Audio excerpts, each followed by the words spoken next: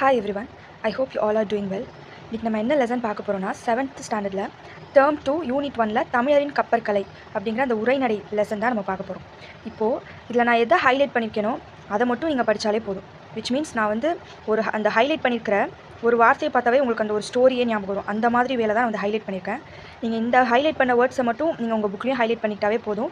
உங்களுக்கு அந்த ஒரு வேர்ட் பார்த்தாவே அந்த என்ன அந்த லெசன்ன்றது உங்களுக்கு புரியும், என்ன ஸ்டோரிங்கிறது உங்களுக்கு ஞாபகம் வரும். அந்த மாதிரி வேலை தான் நான் ஹைலைட் பண்ணியிருக்கேன். ஓகே, இப்போ பார்க்கலாம். இந்த தமிழரின் கப்பற்கலை, அதாவது தமிழர்கள் வந்து கப்பற்கலையில் எப்படி சிறந்து விளங்குனாங்க அப்படிங்கிறது தான் இந்த ஓல்டு லெசனுமே. ஃபஸ்ட்டு வந்து பயணத்தை வந்து 3 வகையாக பிரிக்கிறாங்க. தரைவழி பயணம், நீர்வழி பயணம், வான்வழி பயணம் அப்படின்னு சொல்லி 3 வகையாக பிரிக்கிறாங்க. அந்த தரைவழி பயணம், அதில் நீர்வழி பயணம் இருக்குல்ல, அந்த நீர்வழி பயணத்தை 2 வகையாக பிரிக்கிறாங்க. உள்நாட்டு நீர்வழி பயணம், கடல் வழி நீர் பயணம் அப்படின்னு சொல்லி 2 வகையாக பிரிக்கிறாங்க. உள்நாட்டு நீர்வழி பயணம்னா நமக்கு தெரியும், ஏரி, இந்த ஆறு, இந்த மாதிரி ஊருக்குள்ளே ஊருக்குள்ளே பயணம் செய்கிற நீர்வழி பயணம். கடல் வழி பயணம்னா கடலில் செய்கிறது. இப்போது அடுத்து மரபு தொடர்ச்சி அப்படிங்கிற வேர்டை வந்து நான் ஹைலைட் பண்ணியிருக்கேன். மரபு தொடர்ச்சி அப்படின்னு என்ன சொல்ல வராங்கன்னா, இங்கே ஒரு எக்ஸாம்பிள் கொடுக்குறாங்க. இப்போ நம்ம எல்லாருமே சின்ன வயசில் பேப்பரில் கப்பல் செஞ்சு விட்டுப்போம். நம்மளுக்குள்ள எப்படி அந்த உணர்வு வந்துச்சு? நம்ம பழந்தமிழர்கள்லாம் வந்து கப்பற்கலையில் சிறந்து விளங்குனதுனால தொடர்ச்சியாக பல தலைமுறைகள் தாண்டியும் தமிழர்களுக்குள்ள அந்த ஒரு கப்பல் மேலே இருக்கிற பற்று வந்திருக்கு. அந்த பற்றின் காரணமாக இன்றைக்கும் கூட சின்ன குழந்தைங்க கூட பேப்பரில் வந்து கப்பல் செஞ்சு விட்றோம் ஒரு மலையை பார்த்துட்டா அப்படின்னு சொல்லி அந்த மரபு தொடர்ச்சி காலங்காலமாக அந்த கப்பல் மீது தமிழர்களுக்கு இருக்கிற பற்றை வந்து அந்த மரபு தொடர்ச்சி அப்படிங்கிற அந்த வார்த்தையை யூஸ் பண்ணி நமக்கு வந்து சொல்கிறாங்க. அடுத்து தொல்காப்பியம் அந்நூல் முன்னீர் வழக்கம், அந்த வேர்டை ஹைலைட் பண்ணியிருக்கேன். அதாவது இருக்கிறதுலே நமக்கு தமிழில் கிடைச்ச மிக பழமையான ஒரு நூலுன்னு பார்த்தா தொல்காப்பியம். அந்த தொல்காப்பியமில் முன்னீர் வழக்கம் அப்படிங்கிற ஒரு வேர்டு இருக்குது. அந்த வேர்டு வந்து எதை குறிக்குதுன்னா கடல் பயணத்தை குறிக்குது அப்படின்னு சொல்லி சொல்கிறாங்க, முன்னீர் வழக்கம்.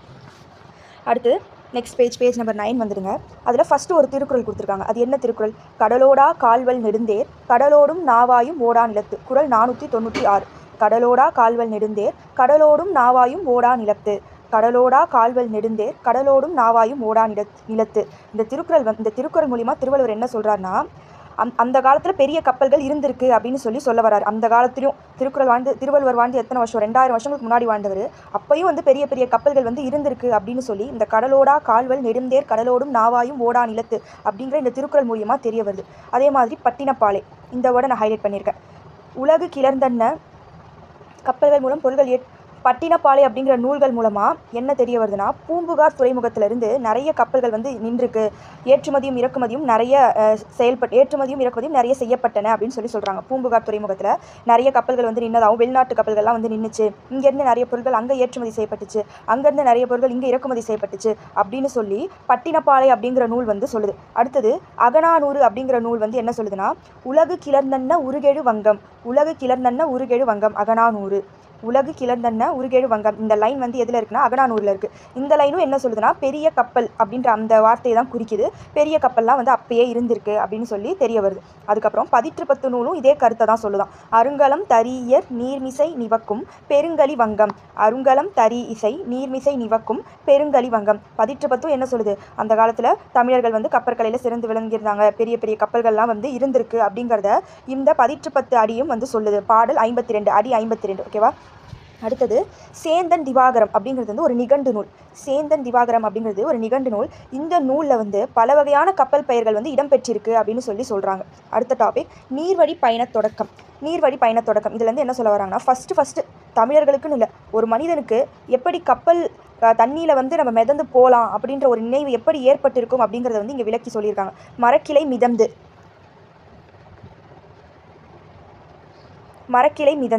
அதாவது ஃபஸ்ட்டு ஒரு உடஞ்ச மரமோ மிதந்து போயிருக்கலாம். அதில் வந்து பறவைகள் தவளைகள் இதெல்லாம் வந்து உட்காந்து போகிறத பார்த்துட்டு, ஏன் நம்மளும் இப்படி ஒரு மரக்கிளையை வந்து ஒரு மரத்தை, ஒரு வெயிட் இல்லாத ஒரு மரத்தை எடுத்து அதை ஒரு கட்டுமரம் மாதிரி செஞ்சு இணைச்சி போனால் நம்மளாலையும் வந்து இந்த தண்ணியில் வந்து மிதந்து போக முடியும் அப்படிங்கிற எண்ணம் வந்து அந்த மரக்கிளைகள் மிதந்து போகும்போது தான் அவங்களுக்கு அந்த எண்ணம் வந்து வந்திருக்கு. அதுக்கப்புறம் துடுப்பு, எப்படி அவங்களுக்கு அந்த துடுப்பு செய்யலான்ற அந்த எண்ணம் வந்திருக்குன்னா, மீன்கள் வந்து அதோட 2 சைடுக்கு அந்த ஃபின்ஸ் வச்சு அது நீந்தறதை பார்த்துட்டு நம்ம துடுப்பை யூஸ் பண்ணால் நம்ம அதை யூஸ் பண்ணி நம்ம ஈஸியாக கடந்து போகலாம், நம்ம டேரக்ஷனை மாற்றிக்கலாம் அப்படின்னு சொல்லி அவங்களுக்கு மீன்களை பார்த்து அந்த எண்ணம் வந்து வந்திருக்கு.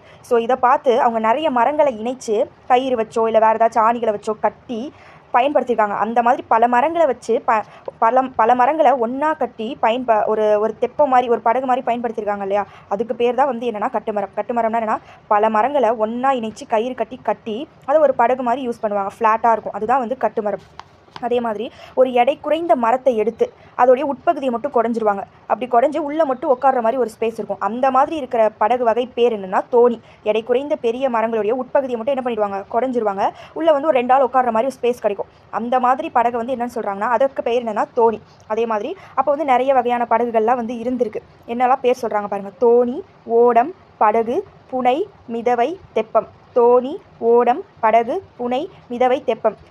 இந்த மாதிரியான படகு வகைகள்லாம் வந்து சிறிய நீர்நிலைகளில் பயன்படுத்தியிருக்காங்க. சிறிய நீர்நிலைகள்னால் நம்ம ஊருக்குள்ளே இருக்கிற ஏரி, குளம், சின்ன சின்ன ஆறு, ஓடை இதெல்லாம் தான் வந்து சிறிய நீர்நிலைகள். இதில் வந்து இந்த தோணி, ஓடம், படகு, புனை, மிதவை, தெப்பம் இதெல்லாம் வந்து பயன்படுத்தியிருக்காங்களாம். அடுத்தது களம், வங்கம், நாவாய் இந்த மாதிரி படகு வகைகள் எல்லாம் வந்து பெரிய நீர்நிலைகளை பயன்படுத்தியிருக்காங்க. ஸோ இப்படி டிஎன்பிஎஸ்சியில் கேட்கலாம். தோணி, சிறிய நீர்நிலைகளில் பயன்படுத்தக்கூடிய படகு வகைகள் என்ன, பெரிய நீர்நிலைகளில் பயன்படுத்தக்கூடிய படகு வகைகள் என்ன அப்படின்னு சொல்லி கேட்கலாம். அடுத்து இந்த தெரிந்து கொள்வோம். இந்த பாக்ஸில் பார்த்தா நியூசிலாந்து நாட்டு வெலிங்டன் அருங்காட்சியகத்தில் பழங்கால தமிழ்நாட்டு கப்பல்களில் பயன்படுத்தப்பட்ட மணி ஒன்று இடம்பெற்றுள்ளது. நியூசிலாந்து அருங்காட்சியகத்தில் வச்சுருக்காங்க. அதாவது பழங்காலத்தில் தமிழர்களால் கப்பலில் ஒரு மணி பயன்படுத்தப்பட்டிருக்கு. அந்த மணி வந்து எங்கே இப்போ இருக்குன்னா நியூசிலாந்து நாட்டில் வெலிங்டன் அப்படிங்கிற ஒரு மியூசியமில் வச்சுருக்காங்க அப்படின்னு சொல்கிறாங்க.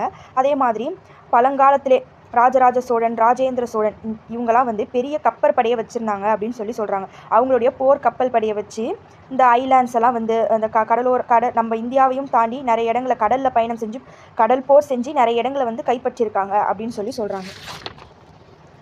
அடுத்து கப்பல் கட்டும் கலை. கம்மியர். ஜென்ரலாக கப்பல் செய்கிறவங்கள என்ன பேர் சொல்லி அழைப்பாங்கன்னா கம்மியர். களஞ்சை கம்மியர் வருகென கூய் அப்படின்னு சொல்லி மணிமேகலை அடிகள் சொல்லுது. களஞ்சை கம்மியர் வருகென கூய். காது 25 அடி 24. மணிமேகலையில் இருக்கிற அடி வந்து கப்பல் செய்கிறவங்கள குறிக்குது. ஓகேவா. நீண்ட தூரம் கடலிலேயே செல்ல வேண்டியதாக இருந்ததால் ஒரு கப்பலில் நம்ம போகிறோம் அப்படின்னா நிச்சயமாக நம்ம ரொம்ப தூரம் போவோம், ஒரு கடல் கடந்து போவோம். அப்படி இருக்கிறப்ப ரொம்ப நேரம் அந்த மரம் வந்து தாங்கணும், அது ஊறிடக்கூடாது, உளுத்து போயிடக்கூடாது. அப்படி இருக்கிறப்ப ரொம்ப நேரம் நம்ம பயணம் செய்யணும் அப்படிங்கிறத நினைவில் வச்சு அந்த கப்பலை வந்து மிகவும் வந்து வலிமையாக செஞ்சாங்க அப்படின்னு சொல்கிறாங்க. நீர்மட்ட வைப்பிற்கு வேம்பு, இலுப்பை, புன்னை, நாவல் போன்ற மரங்களை பயன்படுத்தினர். நீர்மட்ட வைப்புனா அந்த அடியில் தண்ணி படுற இடம், கப்பல் ஃபுல்லாமே தண்ணி படாது, அந்த அடியில் மட்டும் தண்ணி படும். அந்த இடத்துக்கு வந்து என்ன மாதிரி மரங்களை பயன்படுத்தியிருக்காங்கன்னா வேம்பு, இலுப்பை, புன்னை, நாவல். அதுதான் நீர்மட்ட வைப்பு அப்படின்னு சொல்கிறாங்க. வேம்பு, இலுப்பை, புன்னை, நாவல் இந்த மரங்களை வந்து நீர்மட்ட வைப்பிற்கு பயன்படுத்தியிருக்காங்க. பக்கங்களுக்கு அந்த சைடுக்கெலாம் வந்து தேக்கு, வெண்தேக்கு போன்ற மரங்களை வந்து பயன்படுத்தியிருக்காங்க. அதே மாதிரி மரத்துடைய வெட்டப்பட்ட பகுதிக்கு வந்து வெட்டுவாய் அப்படிங்கிற பெயர் வந்து சொல்கிறாங்க. மரத்துடைய வெட்டப்பட்ட பகுதிக்கு என்ன பெயர்? வெட்டுவாய். அதன் நிறத்தை கொண்டு மரத்தின் தன்மையை அறிவாங்க. ஒரு மரத்துடைய அந்த கலரை வச்சே அது என்ன மாதிரியான மரம் அப்படின்னு சொல்லி அதோடைய தன்மையை வந்து அறியக்கூடியவங்களா இருந்தாங்க. அந்த மரத்தை பயன்படுத்தலாமா, களமாக பயன்படுத்தலாமா, பயன்படுத்த வேண்டாமா அப்படின்னு சொல்லி. கண்ணடை. ஒரு மரத்தை நம்ம நிறைய ஆசாரிங்கள்லாம் பார்த்துப்போம், மரத்தை இழைப்பாங்க. அப்படி இழைக்கிறப்ப அந்த மரத்தில் வந்து உருவம் போன்ற காட்சிகள்லாம் இருக்கும். அந்த உருவத்தை வந்து என்னன்னு சொல்கிறாங்கன்னா கண்ணடை அப்படின்னு சொல்கிறாங்க.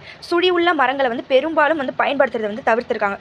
நீளம், அகலம், உயரம். இப்போ ஒரு கப்பல் செய்யணும்னா நிச்சயமாக மெஷர்மெண்ட்டுன்றது ரொம்ப முக்கியம். அந்த மெஷர்மெண்ட்டுக்கு என்ன மாதிரியான ஒரு ஸ்கேல், ஒரு நீட்டல் அளவையை வந்து பயன்படுத்தியிருக்காங்க அப்படின்னா தச்சுமுறை. இப்போ நம்மளே வந்து நோட்டில் ஜாமெண்ட்ரி போகிறோம், எல்லாத்துக்குமே நமக்கு மெஷர்மெண்ட் ரொம்ப முக்கியம். ஒரு நோட்டு செய்கிறதுனாலும் சரி, எல்லாத்துக்கும் மெஷர்மெண்ட் முக்கியம். ஒரு சின்ன விஷயத்துக்கு கூட. அப்படி இருக்கிறப்ப ஒரு பெரிய கப்பல் செய்கிறாங்க, நிச்சயமாக அதுக்கும் வந்து மெஷர்மெண்ட்டுங்கிறது தேவைப்படும். ஸோ ஒரு கப்பல் செய்கிறதுக்கு என்ன மாதிரியான ஸ்கேல் அல்லது நீட்டல் அளவைக்கோல் யூஸ் பண்ணியிருக்காங்க அப்படின்னு பார்த்தா தச்சுமுடம். அதுக்கு பேர் என்னென்னா தச்சுமுடம். அது மட்டும் இல்லாமல் பெரிய கப்பல்கள் முன்னாடி யானை, குதிரை, அன்னம் இந்த மாதிரி உருவங்கள்லாம் இருக்கிற மாதிரியும் வந்து செதுக்கியிருக்காங்க. நிறைய பாகுபலி படம், இந்த நிறைய படத்தெல்லாம் பார்த்தா தெரியும். அந்த கப்பலுக்கு முன்னாடி பெரிய குதிரை இருக்கிற மாதிரி, அந்த கப்பலுக்கு தலை பெரிய குதிரை இருக்கிற மாதிரி, சிங்கம் இருக்கிற மாதிரி, யானை இருக்கிற மாதிரிலாம் வந்து செதுக்கியிருப்பாங்க. அந்த மாதிரி வந்து அந்த காலத்தில் வந்து பண்ணியிருக்காங்க அந்த மாதிரி கப்பல்களும் அப்படின்னு சொல்கிறாங்க. இப்போ வந்து கரினா வந்து யானை. சப்போஸ் அந்த கப்பலுக்கு முன்னாடி பெரிய யானையை வந்து செதுக்கியிருக்காங்க அப்படின்னா அதுக்கு பேர் கரிமுக அம்பி. பரினா குதிரை. பெரிய குதிரையை வந்து செதுக்கியிருக்காங்கன்னா அதற்கு பேர் வந்து என்னது? பரிமுக அம்பி. மரங்களையும் பலகைகளையும் ஒன்றோடு ஒன்று இணைக்கும் போது அவற்றுக்கு இடையே தேங்காய், நார், பஞ்சு ஆகியவற்றில் ஒன்றை வைத்து நன்றாக இறுக்கி ஆணிகளை அறிந்தனர்.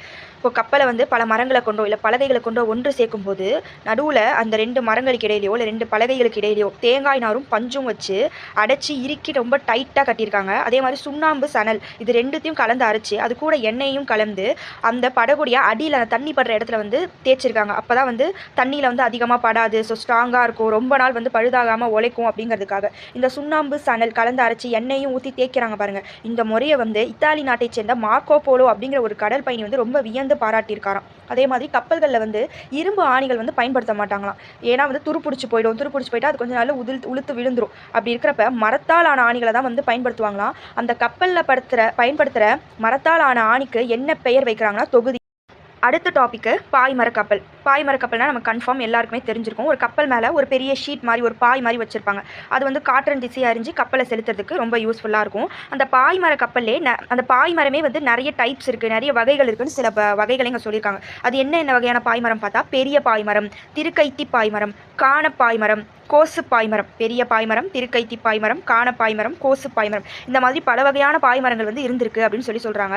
அந்த பாய்மரம் தானா நின்றுமா? அதை கட்டுறதுக்கு ஒரு கயிறு வேணும்ல, அந்த கயிறுலையும் வந்து பல வகை இருந்திருக்கு அப்படின்னு சொல்கிறாங்க. ஆஞ்சாம் கயிறு, தாம்பாங்கயிறு, வேடாங்கயிறு, பளிங்கை கயிறு, மூட்டாங்கயிறு, இளங்கயிறு, கோடிப்பாய் கயிறு அப்படின்னு சொல்கிறாங்க. சப்போஸ் இந்த பாயிலையும் இந்த பாயிலையும் கயிறுலையும் ஏதாச்சும் ஒரு பழுது ஏற்படுது அப்படின்னு பார்த்தா அதை எப்படி சரி பண்ணுவாங்க அப்படின்னு சொல்கிறாங்க. மரப்பிசின் யூஸ் பண்ணி சரி பண்ணுவாங்களாம்.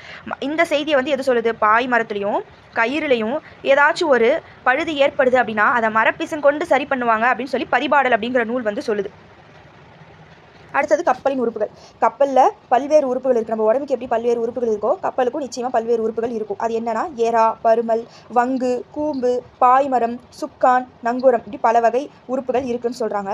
அதில் முதன்மையான உறுப்பு எதுன்னு சொல்கிறாங்கன்னா அடிமரம். அடிமரம்னா ஒன்றும் இல்லை, அந்த அடியில் இருக்கிறது. அந்த அடிமரம் இல்லைனா வெறும் ஓட்டையாக தான் இருக்கும் கப்பல், அது இல்லைனா கப்பலே முழுகிடும். அந்த அடிமரம்க்கு என்ன பேருன்னு சொல்கிறாங்கன்னா எறா அப்படின்னு சொல்கிறாங்க. அடிமரம்க்கு என்ன பேர்? எறா. குறுக்கு மரத்தை பருமல் என்பர். கப்பல் கிடையாது குறுக்குல ஸ்டிக்கு மாதிரி மரம் போட்டு அடிச்சிருப்பாங்க. அதுக்கு பேர் என்னன்னு சொல்கிறாங்கன்னா பருமல் அப்படின்னு சொல்கிறாங்க. கப்பலை செலுத்துவதற்காக அந்த சைடில் வந்து துடுப்பு யூஸ் பண்ணுறோம்ல, அந்த துடுப்புக்கு என்ன நம்மளாம் துடுப்புன்றதா கேள்விப்பட்டிருப்போம். ஆனால் அதுக்கு இன்னொரு பேர் என்ன சொல்கிறாங்கன்னா சுக்கான். கப்பலை நிலையாக ஒரு இடத்துல நிறுத்தி வைக்க உதவுறது நங்கூரம். சமுக்கு அப்படிங்கிற ஒரு கருவியை வந்து அந்த காலத்தில் வந்து கப்பலில் பயன்படுத்தியிருக்காங்க அப்படின்னு சொல்லி கப்பல் சாத்திரம் அப்படிங்கிற ஒரு நூல் வந்து சொல்லுது. அதுக்கப்புறம் கப்பலை ஓட்டுறாங்க பாருங்க, அவங்களெல்லாம் என்னெல்லாம் பெயர் வச்சு அழைக்கிறாங்கன்னு பார்த்தா மாலுமி, மீகான், நீகான், கப்பலோட்டி, இந்த மாதிரி பெயர்லாம் வச்சு அழைக்கிறாங்க அவங்கள. அடுத்து கப்பலை செலுத்தும் முறை. காற்றின் திசை அறிந்து கப்பலை செலுத்தும் முறையை தமிழர்கள் நன்கு அறிந்திருந்தனர். அந்த உண்மையை இந்த புறப்பாடல் அடி சொல்லுது. நளியிரு முன்னீர் நாவாய் ஓட்டி வழிதொழில் ஆண்ட உறவோன் மருக. இந்த பாடல் பாடியவங்க யாரு? வெண்ணி குயத்தியார். அந்த திசையை அறிஞ்சு சரியான முறையில் தமிழர்கள் வந்து கப்பலை வந்து செலுத்தினாங்க அப்படிங்கிறது தான் வந்து இந்த புறப்பாடல் அடி வந்து சொல்லுது. இந்த அடியை பாடினது யாருன்னா வெண்ணி குயத்தியார். காற்று வீசும் திசை, கடல் நீரோட்டங்களின் திசை, இது ரெண்டுத்தையும் அறிஞ்சு அவங்க சரியான திசையில் தமிழர்கள் வந்து கப்பலை வந்து செலுத்தியிருக்காங்க. அதே மாதிரி விண்மீன்களின் நிலையை வைத்து திசை அறிந்து கப்பலை செலுத்தினர். அந்த மேலே இருக்கிற அந்த ஸ்டார்ஸை வச்சும் இது என்ன திசை, இது நார்த்தா, வெஸ்டா, சவுத்தா, ஈஸ்டா, அந்த மாதிரி அவங்க கரெக்டாக திசையை அறிஞ்சு அவங்க செலுத்தியிருக்காங்கன்னு சொல்கிறாங்க. அந்த காலத்தில் வந்து தமிழர்கள் வந்து தமிழ் மாலுமிகள்லாம் வந்து சிறந்த வானியல் அறிவு வந்து பெற்றிருந்ததாக சொல்கிறாங்க. கோள்களின் நிலையை வைத்து, அந்த கோள்னா மெர்க்குரி, வீனஸ், ஜூபிட்டர் இதெல்லாம் இருக்குல்ல, இதான் கோள்னு சொல்கிறாங்க.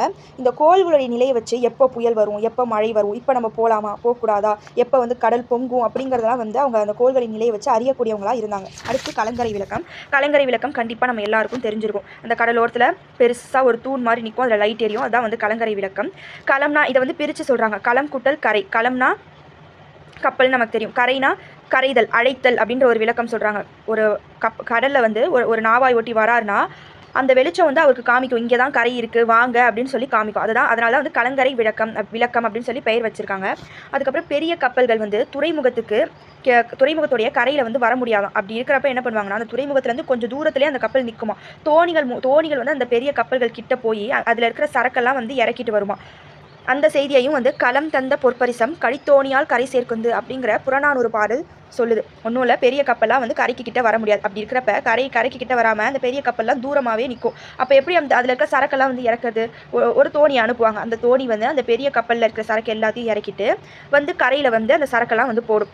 அந்த செய்தியை தான் வந்து ஒரு புறநானூறு பாடல் சொல்லுது. களம் தந்த பொற்பரிசம் கடித்தோணியால் கரை சேர்க்குந்து, பாடல் 343. அதே மாதிரி அந்த காலத்தில் போர் புரியறதுக்கு கப்பலை யூஸ் பண்ணியிருக்காங்க. சரக்கை வந்து இறக்கிறதுக்கு, ஏற்றுமதி செய்யறதுக்கு, இறக்குமதி செய்யறதுக்கு கப்பலை பயன்படுத்தியிருக்காங்க. ஆனால் இந்த காலத்தில் பெரும்பாலும் எதுக்காக வந்து கப்பலை பயன்படுத்துகிறாங்களாம்? ஏற்றுமதி இறக்குமதி, ஏற்றுமதி இறக்குமதி செய்யறதுக்கு மட்டும்தான் பெரும்பாலும் கப்பல்களை பயன்படுத்துகிறாங்க. அந்த கப்பல்கள் என்னன்னு சொல்கிறாங்க? சரக்கு கப்பல்கள் அப்படின்னு சொல்கிறாங்க. அதே மாதிரி போருக்கு பயன்படக்கூடிய கப்பல்களும் வந்து இருக்குது இந்த காலத்தில் அப்படின்னு சொல்கிறாங்க. அவ்வளோதான், இந்த லெசன் முடிஞ்சிருச்சு. அடுத்து இங்கே தெரிந்து தெளிவோம். கடல் ஆமைகள் வந்து இனப்பெருக்கத்துக்காக ரொம்ப தூரம் பயணம் செஞ்சு செல்லுமா. அந்த ஆமைகள் வந்து பயணம் செல்லுதுங்களா பாதை, அந்த பாதையை வந்து செயற்கைக்கோள் மூலியமாக கவனிச்சிருக்காங்க. அந்த ஆமைகள் செல்லக்கூடிய பாதையை வந்து தமிழர்கள் தேர்ந்தெடுத்து இப்போ கடல் பயணம் செஞ்சுருக்காங்களாம். இது வந்து ரொம்ப ஆச்சரியம் தரக்கூடியதாக இருக்குது இல்லையா? அது எந்த மாதிரி சொல்கிறாங்கன்னா ஆமைகளை வழிகாட்டிகளாக கூட அவங்க பயன்படுத்தி இருக்கலாம் அப்படின்னு சொல்கிறாங்க. டிஎன்பிஎஸ்சி ஸ்டூடெண்ட்ஸாக இருந்தாலும் சரி, ஸ்கூல் படிக்கிற ஸ்டூடெண்ட்ஸாக இருந்தாலும் சரி, நீங்கள் இந்த ஹைலைட் பண்ணதை மட்டும் படித்தாவே போதும். கண்டிப்பாக உங்களுக்கு அந்த ஹைலைட் பண்ண வேர்டை பார்த்தாவே டோட்டல் ஸ்டோரியே ஞாபகம் வரும். ஐ ஹோப் நான் நடத்துனது உங்கள் எல்லாத்துக்குமே புரிஞ்சிருக்கும்னு நினைக்கிறேன். தேங்க்யூ. பாய் பாய்.